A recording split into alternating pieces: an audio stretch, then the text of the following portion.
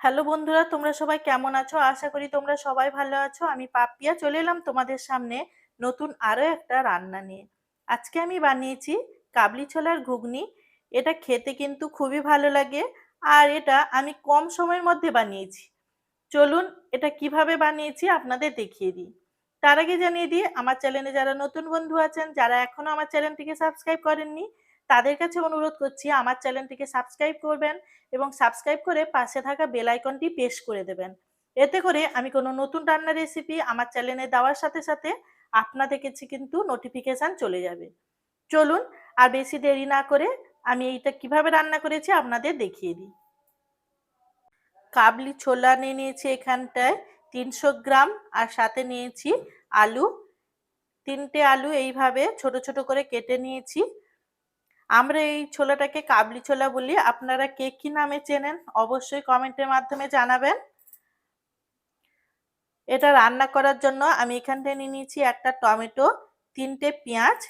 একটা পেঁয়াজ আমি হাফ করে নিয়েছি, আর এখানটায় নিয়েছি 2টো গোটা পেঁয়াজ, আর এখানটায় আছে রসুন, আর আছে আদা।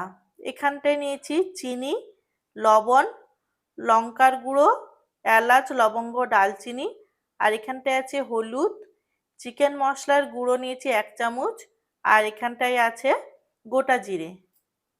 আদা, রসুন আর টমেটো একসাথে পেস্ট করে নেব, আর 3টে পেঁয়াজ কুচিয়ে নেব। এখানটায় পেঁয়াজগুলো কুচিয়ে নিয়েছি, আর এখানটায় দেখুন মশলাগুলো কিন্তু পেস্ট করে নিয়েছি। আদা, রসুন আর টমেটো পেস্ট করে নিয়েছি।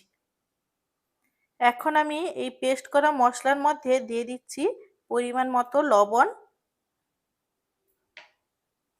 আর দিয়ে দিচ্ছি হলুদ,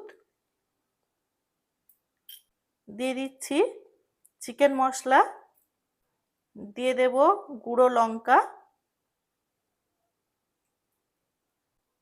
সমস্ত কিছু ভালোভাবে মিশিয়ে নেব এখানটায়।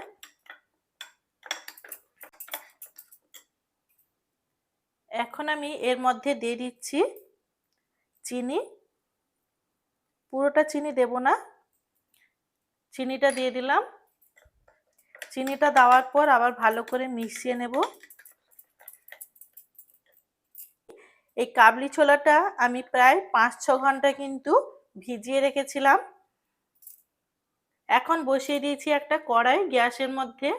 কড়াই বসিয়ে দিয়েছি, কড়াইটা গরম হয়ে গেছে। কড়াইয়ের মধ্যে দিয়ে দেব রাইস অয়েল। আপনারা কিন্তু যে কোনো তেল ব্যবহার করতে পারেন। তেলটা গরম হয়ে গেছে, তেলের মধ্যে দিয়ে দিচ্ছি গোটা জিরে,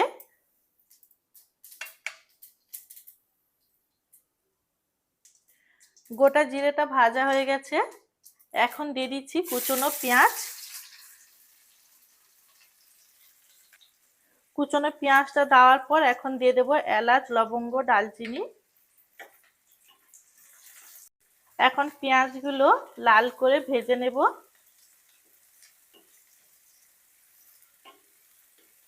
দেখুন পেঁয়াজগুলো হালকা করে ভাজা হয়ে গেছে। এখন এর মধ্যে দিয়ে দিচ্ছি কেটে রাখা আলু। আলুটা দেওয়ার পর পেঁয়াজের সাথে কিন্তু আলুগুলো ভেজে নেব। হালকা করে আলুগুলো ভেজে নিয়েছি। এখন দিয়ে দিচ্ছি অল্প একটু লবণ, আর দিয়ে দিচ্ছি অল্প একটু হলুদ। লবণ আর হলুদটা দেওয়ার পর আরো কিছুক্ষণের জন্য আলুগুলো ভেজে নেব। এতে পেঁয়াজগুলো লাল লাল করে ভাজা হয়ে যাবে।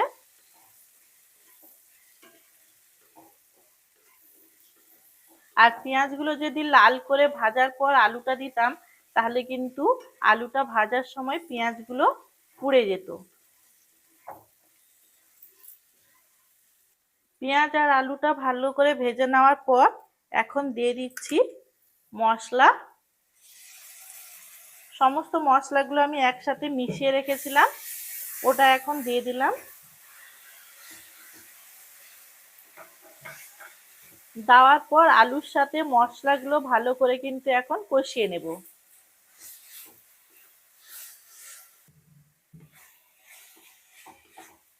বেশ কিছুক্ষণ ধরে আলু আর মশলাগুলো কষাতে থাকবো।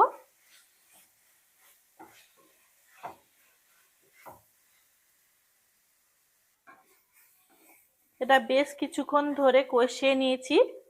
কষানোর পর এখন দিয়ে দিচ্ছি মশলা ধোয়া জল।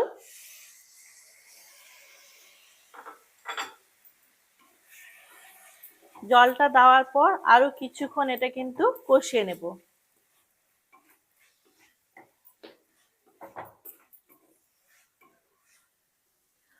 মশলাটা অনেকক্ষণ ধরে কষিয়েছি।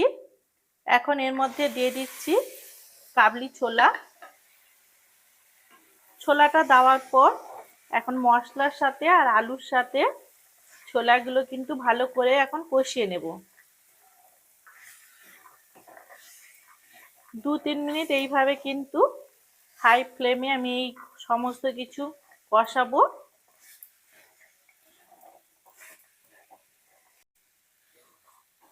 2-3 মিনিট কষানো হয়ে গেছে। এখন এটা আমি প্রেসার কুকারের মধ্যে দিয়ে দিচ্ছি। প্রেসার কুকারের মধ্যে তুলে নিয়েছি আর এখানটায় দিয়ে দিচ্ছি জল। জলটা একটু গরম করে নেব। দেখুন এখানটায় প্রেসার কুকারের মধ্যে আমি নিয়ে নিয়েছি কাবলি ছোলাগুলো। জলটা গরম হয়ে গেছে, এখন আমি দিয়ে দিচ্ছি। এখন প্রেসার কুকারটা আমি গ্যাসের মধ্যে বসিয়ে দিয়েছি। দেখুন কতটা পরিমাণ জল দিয়েছি। যেহেতু গরম জল দিয়েছি এখন প্রেসার কুকারটা লাগিয়ে দেব। প্রেসার কুকারের মধ্যে আমি দিয়ে দিব একটা সিটি। একটা সিটি দিলেই কিন্তু সেদ্ধ হয়ে যাবে ছোলাগুলো। একটা সিটি দেওয়ার পর ফিরে আসছি। প্রেসার কুকারে একটা সিটি দেওয়ার পর ভাপটা বেরিয়ে গেছে। এখন দেখুন প্রেসার কুকারের মধ্যে জল যতটুকু দিয়েছিলাম ওইটুকুনি আছে। এখন একটা কড়াই বসিয়ে দিয়েছি। কড়াইয়ের মধ্যে দিয়ে দিচ্ছি, প্রেসার কুকার থেকে আমি কড়াইয়ের মধ্যে দিয়ে দিচ্ছি। আপনাদের দেখিয়ে দিচ্ছি। দেখুন আলুগুলো সেদ্ধ হয়ে গেছে আর ছোলাগুলোও সেদ্ধ হয়ে গেছে। আমি যদি একটা সিটির বেশি সিটি দিতাম তাহলে কিন্তু আলুগুলো এত ছোট ছোট করে পিস করেছিলাম, আলুগুলো আর আস্ত থাকতো না, সবগুলোই গলে যেত। তাই একটা সিটি দিতেই কিন্তু ছোলাগুলোও সেদ্ধ হয়ে গেছে আর আলুগুলোও সেদ্ধ হয়ে গেছে। এখন এটা কিন্তু অনেকটাই ঝোল কমিয়ে দেব। কিছুক্ষণ এটা ফুটিয়ে নিই, তারপর ফিরে আসছি।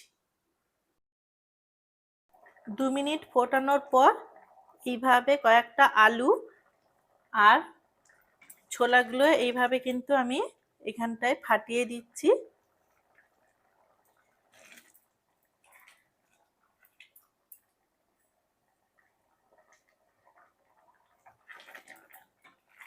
আপনারাও যদি ঝোলটা একটু ঘন চান তাহলে কিন্তু এইভাবে কয়েকটা আলু আর ছোলাগুলো কিন্তু এইভাবে খুন্তির সাহায্যে দলে দেবেন। রান্নাটা এখন কমপ্লিট হয়ে গেছে, নামিয়ে নেব। আমি কিন্তু আমার কোনো রান্নায় কালারের জন্য কাশ্মীরি লঙ্কা কিংবা অন্য বাইরের কেনা লঙ্কা আমি ব্যবহার করি না।